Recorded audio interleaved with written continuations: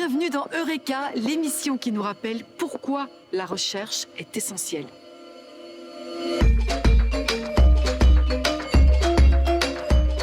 Aujourd'hui, notre chercheur est Johan Michaud, directeur de recherche FNRS à l'Université de Liège.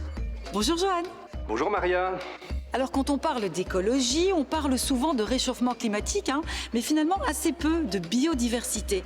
Alors dites-nous, qu'est-ce qu'exactement la biodiversité et pourquoi c'est important? Alors la biodiversité correspond en fait à l'ensemble des organismes vivants sur notre planète, mais elle correspond également à l'ensemble des interactions qui existent entre toutes ces espèces. Alors pourquoi la biodiversité est importante pour la vie et notamment pour la survie de l'espèce humaine? En fait, on peut imaginer que la biodiversité, c'est un peu comme un mur de briques où chaque espèce correspondrait à une brique. Alors, si quelques briques se mettent à disparaître, le mur va tenir bon, vaille que vaille, mais si trop de briques se mettent à disparaître, le mur va tout simplement s'effondrer et malheureusement, l'espèce humaine correspond à une de ces briques. Donc ça risque d'être assez catastrophique pour notre espèce, mais également pour des centaines de milliers d'autres espèces.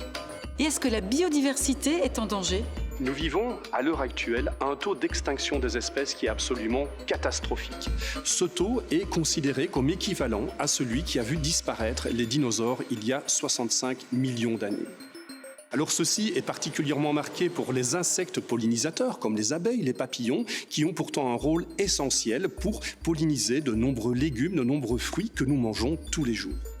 La disparition de la biodiversité est également très importante pour les risques d'apparition de maladies émergentes telles que le Covid.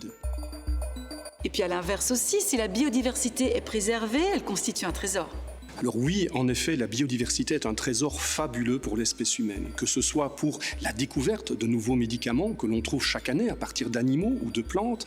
Elle permet également de se protéger contre les tsunamis par la préservation des forêts côtières dans les régions tropicales.